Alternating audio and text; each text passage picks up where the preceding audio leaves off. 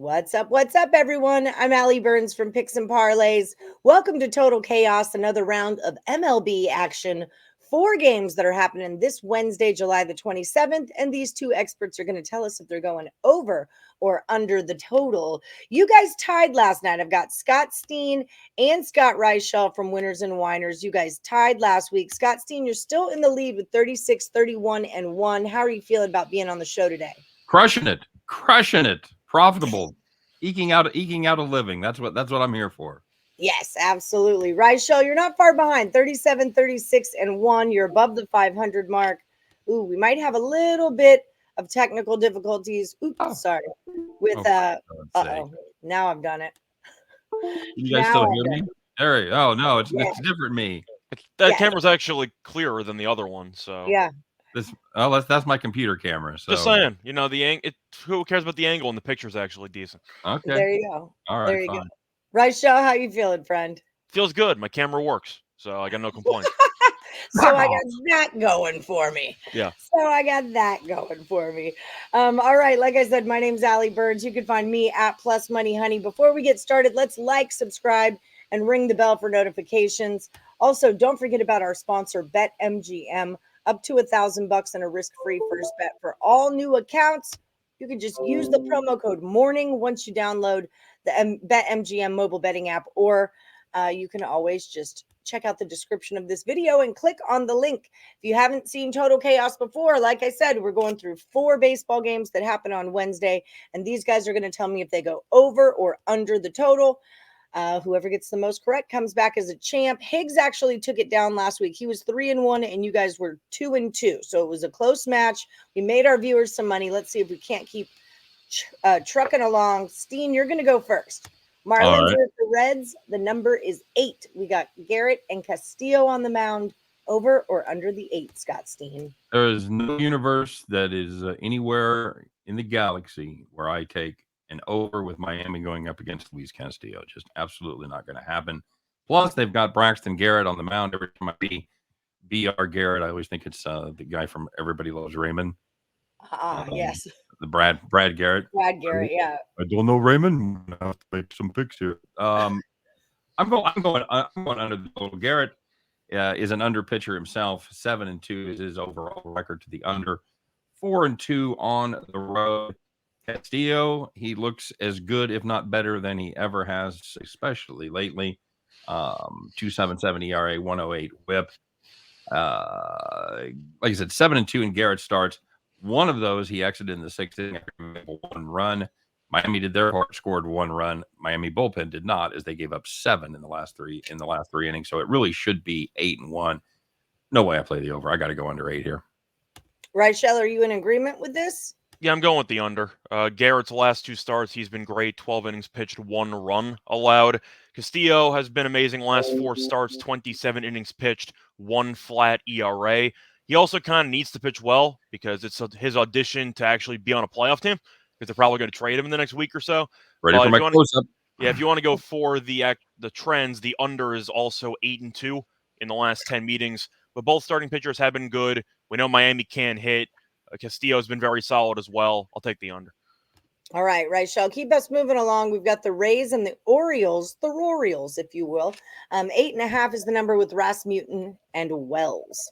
I'm going to go with the under in this one. Rasmussen's been solid last 4 starts, 19 2/3 innings pitched, 2.29 ERA.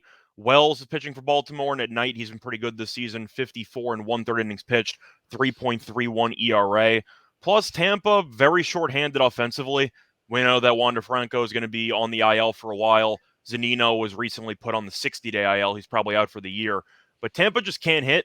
And if you want to go through the trends, the under is 6-2 in Tampa's last 8 road games. If it was 7.5, I'd probably take the over. I think it's going to be close, but 8.5 seems a bit high. I'll take the under. What do you think, Steehn? Is 8.5 a bit high? No, I wish it was a little bit lower because I'm going to go over. It's a small lean. This is probably my toughest game that was on the board. Since we took the Yankees out, but Rasmussen, been solid. 3.13 ERA, 1.19 WHIP. But Baltimore has actually been scoring some runs lately, and they've scored 4 more in 9 of their last 10. The other problem is Wells has not pitched well lately. 6.75 ERA over his last 3. I think the Birds are going to have to do most of the heavy lifting here, which sounds weird with this matchup, but I think we could absolutely get a 6-3, 7-2 kind of final and inch us over the total. Just inch us right on over. All right, the Cardinals of the Blue Jays. Speaking of Birds, the number on this one is 8 with Wainwright and Gosman. What do you got, Steen? Where are we at here? Oh, there we go. I've got the under in this one. Wainwright, he's been solid. He's another guy that kind of has defied age. 3.40 ERA, 1.24 WHIP. I like him, and the biggest factor for this game, obviously, is the fact that St. Louis is heading north of the border without a couple of fairly key pieces in Nolan Arenado and Paul Goldschmidt. So this team, never great shakes when it comes to offense to start with, has now taken by far their 2 best players away, and they're going to go up there and try to compete. The good news is the St. Louis pitching staff is relatively intact, including Wainwright and most of the closers, at least the ones that are healthy. So Gausman's been good. I've got to play the under here. I just don't see the Cardinals generating much in the way of offense. All right, Reichel, what are you thinking? Yeah, I agree. Wainwright's last 5 starts, he's been pretty good. 32 and 1/3 innings pitched, 3.62 ERA. Gausman's been great. Last 4 starts, 20 innings pitched, 2.25 ERA. And Steen hit my main handicapping point. Goldschmidt and Arenado are out, so I think St. Louis should struggle. I think that Toronto could potentially score 5 in this game, and you're still good on the under. So I'm going to lean to the under. All right. Last one for the round. Guardians and Red Sox. The number's 9 with Quantrill and Eovaldi. Lay it on me, Reichel. I'm going to go with the over in this one. Quantrill has been pretty underwhelming on the road this season. 43 and 2/3 innings pitched, 4.53 ERA. But the main reason why I like the over is Eovaldi, who's been absolutely terrible. His last 2 times out, 7 innings pitched, 15.43 ERA. He's been brutal. So it wouldn't surprise me if he struggles once again. And the over is also 5 and 2 in the last 7. Now, 9 with the Guardians might seem a little bit high, but there's a reason for it. Eovaldi's been that bad. I'm going to lean to the over. All right, Steen. Has Eovaldi been that bad? He's been that bad, and he's been even worse at home, where he sports a unsightly 6.97 ERA, and he has earned that consistently. A lot of times you see guys, have 3 or 4 decent starts, and then maybe they just get the roof blown off and give up 8 runs in 2 innings or something, and it skews the numbers. That's not the case with Eovaldi. He has sucked pretty much every home start there at luxurious Fenway Park. Quantrill, he's been struggling a little bit coming down the stretch, and the over is 8-0-2 in his last 10. Yeah, I'm with Scott here. We're going to need a little bit of help from Cleveland, but I think we get it with Eovaldi on the mound. Put me down for Cleveland in the 4 range, the 4 to 5 range, and I think that should be plenty to take this over the total. Over. So we don't have to do a tiebreaker because you guys did have one disagreement. But people remember, viewers of the show, when they agree, those tend to be the moneymakers, and we've got 3 of them on the show. We are going to do a recap, but first I want to let everyone know where you can find these 2.